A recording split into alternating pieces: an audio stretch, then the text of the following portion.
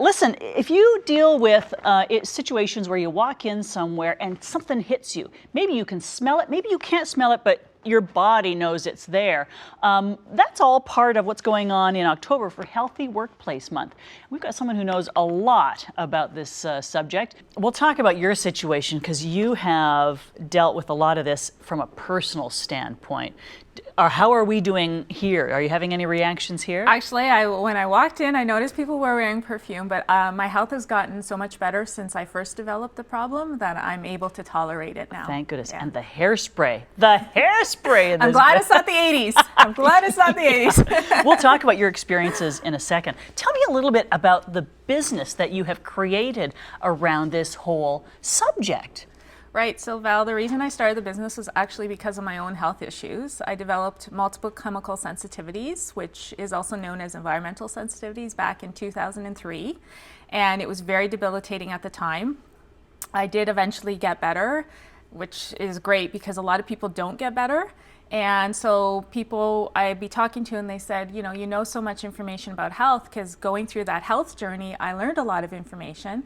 And so I started my company a few years ago. There was this guy I used to work with, and he would walk into a room or walk past the room I was in, and you could literally taste the cologne he was wearing. And I think people tried to tell him, ask him to tone it down. I don't know if he ever did. And so that's just one of the things that you can be dealing with in terms of environmental sensitivities at work. We've got the lead speaker for Enviro Health Presentations, Liz Rice, here. Now, it was an annoyance to someone like me. I smelled it and went like, that's gross. But you, what kind of a reaction would you have? Well, that's actually what happened to me. One day I was at work, I was just at my cubicle, open concept environment. Somebody walked by wearing a lot of cologne. I had an immediate lung reaction. I felt like I smoked a pack of cigarettes. The thing that people don't realize, Val, is that these fragrances are a concoction of chemicals. Nobody is squeezing an orange into a bottle to give it a citrus scent. It is all a mix of chemicals. It could be 100 chemicals in one bottle of something.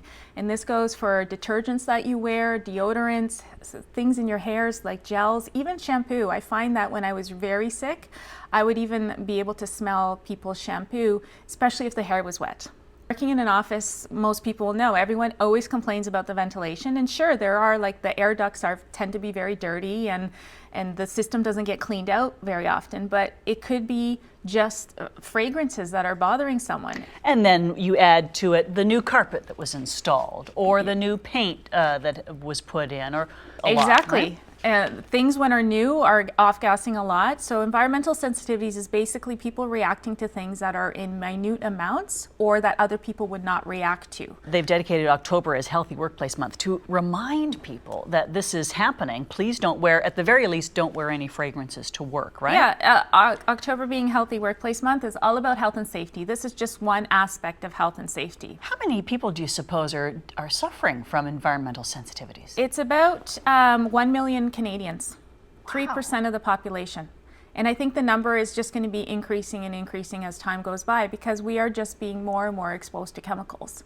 So that number I definitely expect to increase. And it's not just environmental sensitivities. You could have asthma, you could have migraines.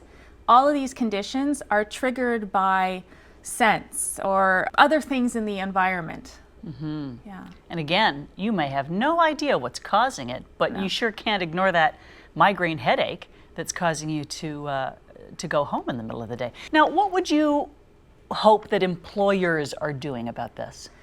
Well, if somebody is coming to the employer saying that I'm not feeling well, to take it very seriously. Employers actually have what's called a duty to accommodate.